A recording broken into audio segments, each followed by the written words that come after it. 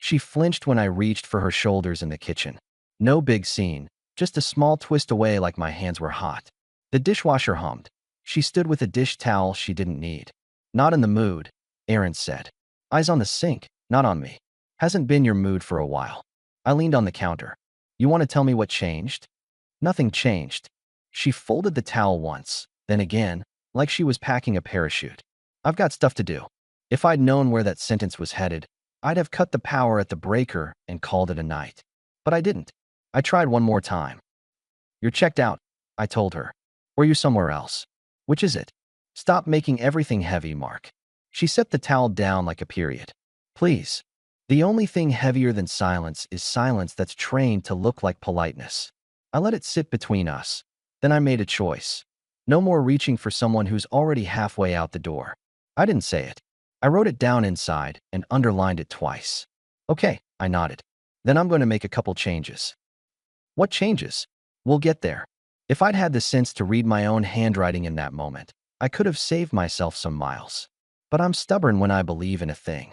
I believed in us right up until the afternoon I followed a sedan I didn't recognize into a quiet cul-de-sac and watched a welcoming porch light switch on.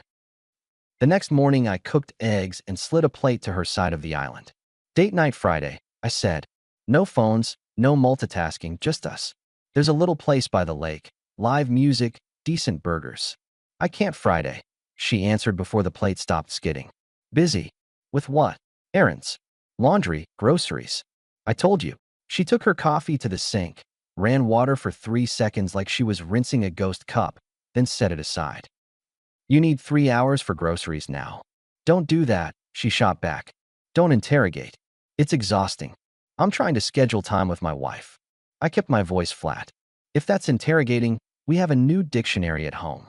You always make me feel cornered. You're never home long enough to be cornered. She laughed once, an empty sound. Maybe I'm busy because someone has to keep this place running.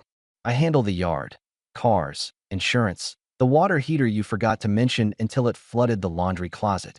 The point, she cut in, is I don't want the pressure of some forced us night. It's fake. Good. Then here's what's real. I pulled out my phone, opened our shared calendar. I'm removing myself from errands where I'm an accessory with a wallet. If you want my time, ask for it with a slot, not a shrug. And until you figure out what mood you live in, I'm moving to the guest room. That keeps things clear. Her head snapped a fraction. That's dramatic. It's organized.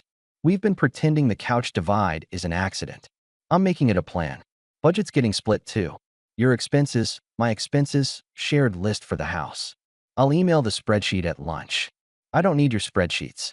You do when my name pays for the clutter.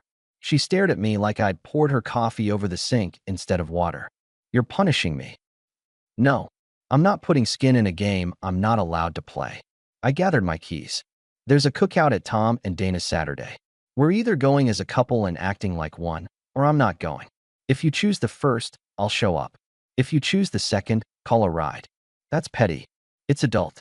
I'm done standing next to you while you practice being elsewhere. I headed for the garage. She didn't follow.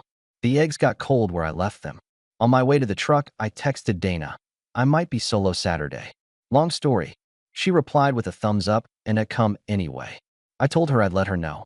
At the office, Miguel hovered near my cubicle with a stack of purchase orders. He's the one coworker who can juggle 3 jokes and a crisis in one hand. You look like a man who slept on a spare mattress. I'm testing the guest room.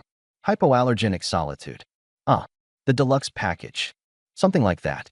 He studied me. You good? I'm not bad enough to be interesting. I signed the paperwork. And I'm not chasing anyone this week. That's the plan. That's a good plan, he said. Chasing is cardio for the clueless. You can quote me on that. I told him and went back to work. Saturday came. We walked into Tom and Dana's backyard together, but it felt like parallel lines. She peeled off toward the women at the far table without a glance back. I grabbed a soda from the cooler, talked with Tom about the fence he keeps pretending he'll fix. Dana swung by me with tongs. You two okay? She asked quietly. We're trying to be, I replied. That's the status. Across the yard, I heard Erin before I saw her. Mark's date night thing? He's in a phase, she told a circle of ears. He reads these articles, and then he's a life coach. It's cute, I guess. She saw me looking and smiled like I was part of the bit. Right, honey. I set the soda down. Dana, I said, loud enough to carry but not enough to perform. Thanks for the invite. I'm going to head out. Not in the mood to be a punchline. Erin, the truck leaves in 5. She tilted her head. Seriously? 5 becomes 4 in a minute. You're overreacting in front of people. I'm reacting exactly the same amount in front of people as you did. Tom raised his hands. Hey, it's fine, I told him. We're not breaking anything here. I walked to the gate. Erin didn't budge. I gave her the count I promised and left without the extra word she wanted me to give so she could swat it down. In the rear view, I saw Dana touch Erin's elbow. Erin pulled her arm away. That night, I moved my clothes into the guest room. Not a fight. Logistics. My suits on the left rod, casual shirts on the right. My toolbox came in from the garage and went under the bed. I didn't slam doors. Noise is a message I wasn't sending. I set an alarm, woke early Sunday, and put in a mile on foot around the block. The air was cool and asked nothing of me. When I came back, the kitchen smelled like garlic and basil. Erin stood at the stove with 2 pans going. I made that pasta you like, she said without turning. I shouldn't have joked at Dana's. It came out wrong. Thank you for dinner, I answered, and I meant it. I'll eat in a bit. She put a bowl in front of me. We could do a movie after? I've got invoices to wrap up for Monday. I took a bite, nodded. It was good because she's good at it. It didn't rewrite the week. We ate mostly quiet. She asked about Miguel. I told her his dog learned how to open the pantry. She laughed. Then she set her fork down and tried a line she hadn't used in months. I know I've been distant, she offered. Work's been heavy. What's heavy is asking for the truth and carrying excuses instead, I replied. But I appreciate the food. She blinked like I'd refused a sweater in January. So we're just roommates now? Until respect shows back up. Yes. Food's great, by the way. She went to bed early. I stayed up and itemized the joint account. Monday morning, I moved a chunk to my personal. I left enough for bills, listed in a message to her. I told her any extra charges needed a text first. Clear rules beat unclear moods. I wrote at the end. She didn't respond. 2 days later, my midweek project ran late. We had a delivery stuck on the wrong side of town, and I took the long way back to avoid a wreck. I cut through Maine, past the little coffee place with the hanging lights. Erin's SUV sat 2 spots from the door. I pulled into a space across the street. Inside, through the glass, she sat at a corner table with a man I'd never seen. Not a colleague vibe. No laptop, no folders. Just 2 people leaned forward, smiling at a private station only they could hear. She reached across the table and brushed something from his sleeve that didn't need brushing. The coffee went cold in my hand without me having bought it. I watched 10 minutes that told me everything I needed and kept all the specifics to themselves. When they stood, I angled my face to the window frame. They hugged. It wasn't a greeting hug. It was a parting hug that takes inventory. Then they went to their cars and rolled out in opposite directions like a practice drill. I followed him. Not because I wanted to. Because information beats suspicion every day of the week. He drove 10 minutes to a quiet neighborhood with mailboxes that matched. Pulled into a driveway. Porch light clicked on. A woman opened the door, kissed him, took his jacket. Not a sister, not a friend. Home. I sat a block down, in the shadow of a truck under a sycamore. I didn't feel much. That sounds odd to people. But I don't do fireworks. I do math. The equation was ugly, but it balanced. I took 2 photos, the house number with his car and the front door when she reached for his hand. Then I drove home. Erin was in the living room folding laundry that didn't need folding. You're late, she said brightly. All good. All good, I echoed. I'm going to shower. She didn't ask about my day, and I didn't offer her as an exit ramp. I slept in the guest room and didn't count.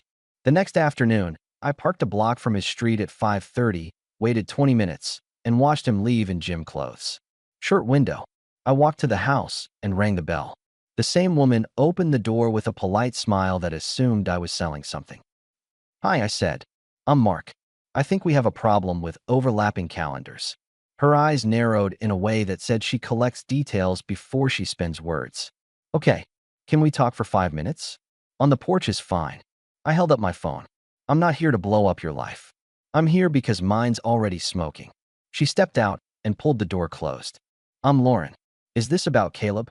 That's the name I didn't have. I showed her the photo of the house number with his car and the one of the doorway. Yesterday. Earlier. She looked at the screen, then at me, then passed me into the street like she'd find a different answer there. She didn't cry. She didn't yell. She breathed slow. Your wife. Erin. Do you know how long? I know enough to stop guessing.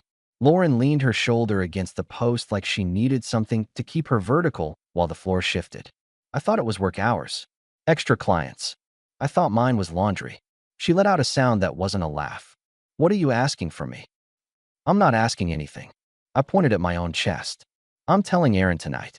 Calmly. I'm giving her 30 minutes to pack essentials and go to her sister's for a while. Papers will follow. You don't need to be in the room for that. But I think, if you want this to be simple, tomorrow around 6, you and I walk into my place together and have one conversation. She'll try to make it fog. 2 people clears it faster. After that, we go here and give you the same clarity. No screaming. Just facts and a couple of photos. She can deny me. She can't deny you. Lauren looked at the door behind her. He's trained me to wait until after the next weekend, after the next big thing at work. I don't wait, I said. Not anymore. You don't have to, either. But you choose that yourself. How do I know you won't turn this into a spectacle? Because I'm not 13. And because quiet consequences hurt more. She studied me, then nodded once. Tomorrow at 6, she said. Text me your address. She rattled it off, and I sent a message with my name. She added a period to the end of my text with her thumb, like that tiny dot gave it backbone. Lauren, I added, I'm sorry you're here. Me too, she said. But I'm glad you knocked. I left before Caleb came back. On the drive home, I rehearsed 2 sentences and threw away 10 others. At a red light, I looked in the mirror and told myself the truth. I didn't feel eager to win anything. I felt done losing. Erin was on the couch. A sitcom laugh for both of us. I turned it off. I need you home tomorrow at 6, I told her. Why? Because I asked. You're being weird. I'm being clear. 6. She rolled her eyes. Fine. I slept hard. In the morning, she made coffee and slid a mug toward me like we hadn't said anything the night before. I was thinking we could try that burger place Friday, she offered lightly. I might have been rough about it last week. That's a good idea, I said. Let's see where we are after tonight. She reached across the island and touched my hand, thumb tracing a line she hadn't crossed in months. I miss us. I let the moment pass. Then show up at 6. She pulled back like she'd touched a switch she didn't recognize. You really want to do this formal? I really want to do this clean. At 5:58 the next day, I opened the front door before Erin could ask why I was standing in the entry. Lauren walked in with a small notebook in her hand and a face that had already decided not to be broken. Erin froze in the hallway. Who is this? This is Lauren, I said. She's married to Caleb. Erin's face drained and then refilled with color like a bad TV signal. Are you kidding me? What are you doing in my house? Standing in the only honest spot you've left, Lauren answered, voice steady. Are you meeting my husband? That's insane, Erin snapped. Mark, seriously? You bring strangers into our home to accuse me of. I raised a hand. You can throw dust or you can speak. Choose one. She glared at me, then at Lauren. You're confused. He helps me with a volunteer project. We meet at a cafe because it's convenient. And you touch his sleeve because charity? I asked. That's none of your. I held up my phone. Yesterday, you and Caleb, cafe on Main, 4:30. The hug in the lot. The drive to his address.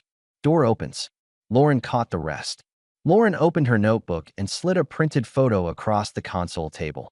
Her wedding picture, 2 smiling faces younger by years, but unmistakably the same. Erin's mouth worked through 3 denials, each smaller than the last. She tried to laugh, got halfway, let it drop. Okay, she said finally, like the word weighed what came next. It happened. Not a one-time stumble, Lauren said, tapping the table with her finger. You planned it.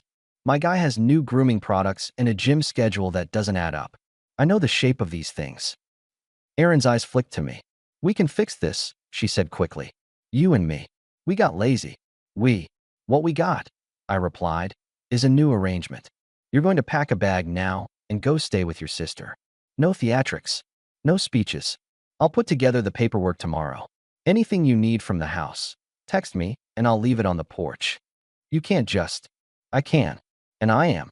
Lauren folded her arms, not smug, just finished. Erin looked between us, searching for the door that wasn't there. Then she tried the last tool in her drawer. She stepped close, put a hand on my chest, and softened her voice until it sounded like the first week we met. Mark, she breathed, I love you. I've been stressed. I need you. Don't end us over a bad phase. I'll go to counseling. I'll do whatever. I asked you for weeks, I said quietly. I got sarcasm and chore lists. I drew a line. You stepped over it with a smile. I'm not punishing you. I'm enforcing the rules of my own house. You'll thank me later for not turning this into a circus. She was quiet a long time. Then the fight came back into her posture. Fine, she snapped. You want me out? I'll go. Take the blue suitcase. Sister's probably expecting a call. I opened the hall closet, set the case down, and stepped aside. Erin marched past Lauren without a glance. She went upstairs, drawers opened and closed, hangers slid. 15 minutes later, she came down with a coat over her arm and a look that wanted to scorch the paint off the walls. At the door, she spun. You're going to regret this. I don't regret clean exits, I answered. Lock it behind you. She left. The click echoed in the entry like a stamp. I exhaled through my nose and looked at Lauren. You good? No, she said honestly. But I'm not falling apart either. Tomorrow, I said, we stop by your place. Same routine. She nodded. 6 again. 6. I walked her to the porch. The evening air didn't feel like anything. That was perfect. The next morning, Erin texted a photo of her sister's guest room and a single sentence. I'll come by Friday for my things. I replied, list what you need. I'll leave boxes on the porch. She tried 2 more arguments by text, history, investments, the word we, and I didn't engage. At lunch, I stopped by the bank and formalized the separate accounts. I updated the utilities to my name only. Miguel saw the stack of papers on my desk and whistled low. You're not wasting time, he said.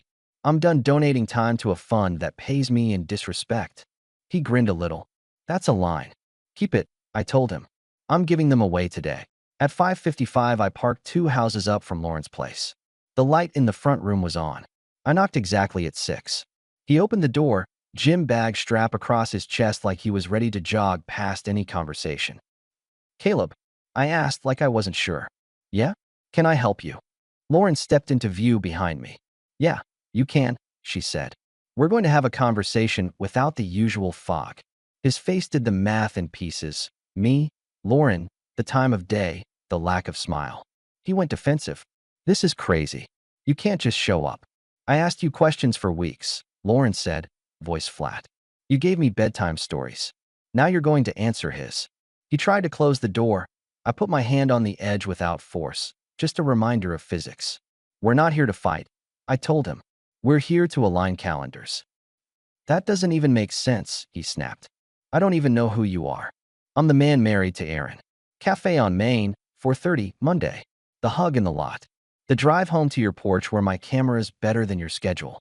He stared at me like I'd spoken in another language. You followed me. I verified. I corrected. I pulled up the photos. This is your house. That's your car. That's your porch. This is you. Say coincidence, slow so you can hear yourself. Lauren stepped around me and held up the wedding photo. And this is the day you promised basic decency. Don't do that, he barked at her. Don't make it so. So simple. It is simple, she cut in. You're not special. You just thought nobody would put the facts in a room together. He looked past us into the living room, like the couch would rescue him. You two are blowing this out of the comfort zone you built, I finished. Here's what happens now. You and Erin both take some space. We handle logistics like adults. No crossed wires, no middle-of-the-night speeches. You want to talk about property or accounts, you talk to your wife. Mine is packing boxes. Lauren folded her arms. I want you out for a week, she told him. I need breathing room to decide what I want to keep that isn't you. Take a bag. Leave the keys.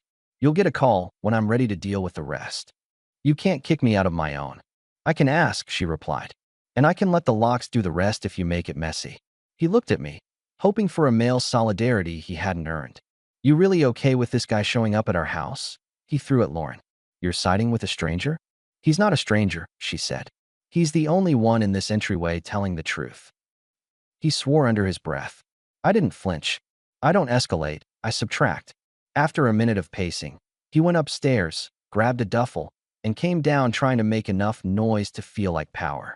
Lauren held out her hand without a word. He dropped the keys into her palm. The sound was small. He stopped in the doorway. "You're making a mistake," he said to her. "I made the mistake last year," she answered. "This is the correction." He flicked a look at me. "You think you win because you embarrass people?" "I win because I refuse to be embarrassed by the truth," I said. "It's free and it fits everyone." He left. The door closed behind him with a steady click. Lauren sagged for half a breath, then straightened and slid the keys onto the console like they were a file she'd already archived. "Thank you," she said, not soft, just sincere. "I didn't do it for thanks." I rubbed a hand over my jaw. "I did it because I still like sleeping at night." "You want water?" she asked. "I've got a truck and a quiet house," I said. "That's as hydrated as I get." She managed a half smile. "If you ever want a hiking buddy who keeps the pace and doesn't ask the wrong questions, call me." "I might take you up on that," I replied. When I got home, Erin's boxes were stacked by the front door with neat handwriting on top. Shoes, dresses, bathroom. She was efficient when a deadline forced it. I'll give her that. A note sat on the island. "We could talk." I flipped it over, found nothing, and put it under the magnet on the side of the fridge where I'd parked shopping lists. Then I changed the alarm code and sent her the temporary one that lasted 48 hours so she could finish the porch pickups. The next few days were strangely quiet in the way a room feels after you move a piano out. You realize how much it used to dominate the corners. I slept, I worked, I ate decent sandwiches over the sink because nobody insisted on plating them like a ceremony. Miguel came by my desk and set a coffee down. "How's the land of clarity?" he asked. "Peaceful," I said. Loud in my head sometimes, but peaceful. "You going to sell the house?" "Not yet. I built shelves in the garage with my own hands. I get to enjoy them for a while." Erin tried one more play the next weekend. She came by at noon, sunshine bright, hair done like the early days, a pie in one hand. She let herself in with the temporary code and found me in the garage replacing a light. "Hey," she said like we'd never met. "Thought I could bring dessert and we could talk like adults." "We are adults," I answered from the ladder. "That's why we're not pretending." She set the pie down on the workbench. "We're throwing away a lot, Mark." Then stopped tossing. I stepped down. "This is the last open visit.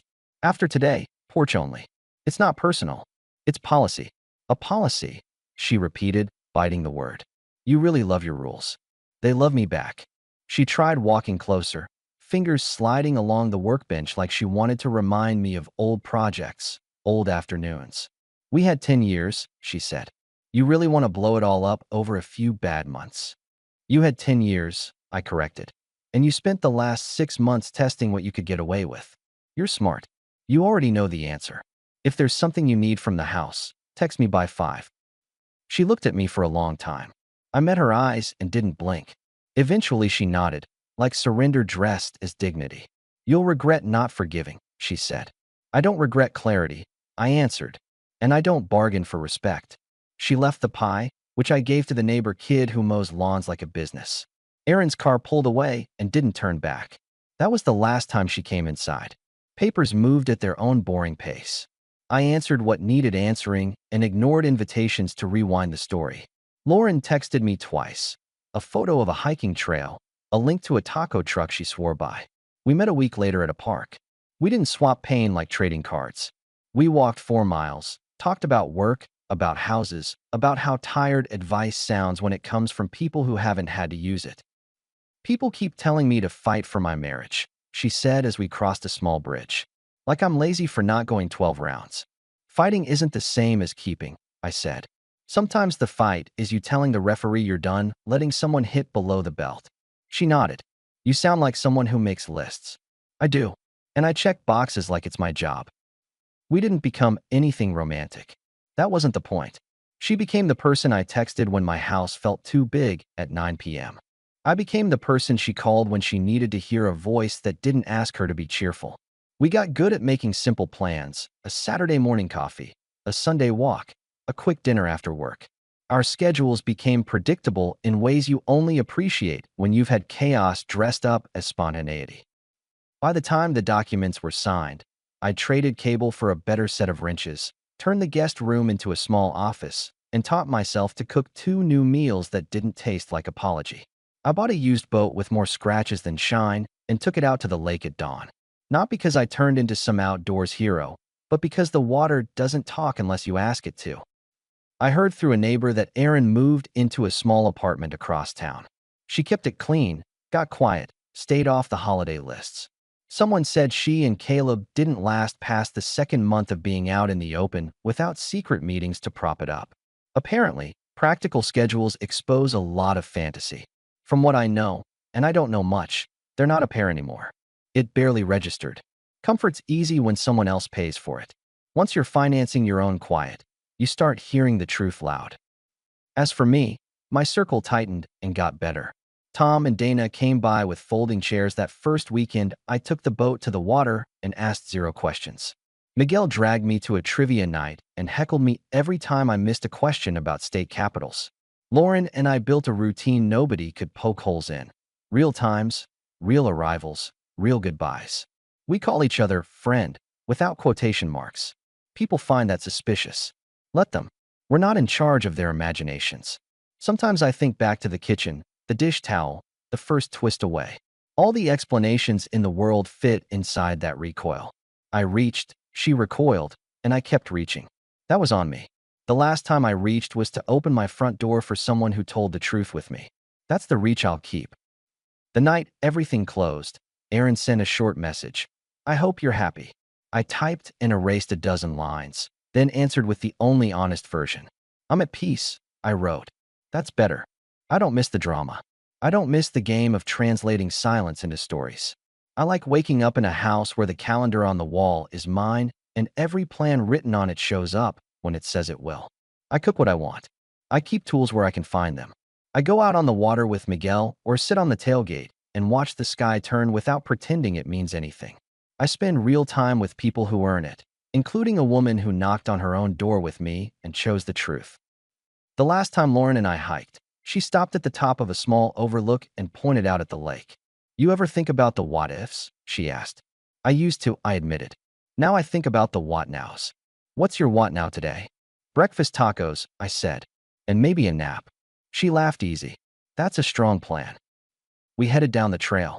No grand speeches, no dramatic music, just 2 adults who survived something and built something better out of the same hours everyone gets. My ex and her co-architect of chaos can sort out their comfort without me. If they still see each other, it's none of my business, and if they don't, it's even less. When people ask me if I do anything different, I tell them this. I'd stop reaching sooner. I'd start enforcing sooner. And I'd still open the door at 6 for the only kind of conversation that ever fixes anything. The one you can back with facts and finish with a clean exit. Erin lost the one thing she'd been holding on to, control of the room. I walked out of that room with my back straight and my hands empty. Feels right. Feels earned. And when I lock my door at night, the only person I'm trying to impress is the man brushing his teeth in my mirror. He's not a fan of speeches. He likes plans. He likes results. He sleeps fine.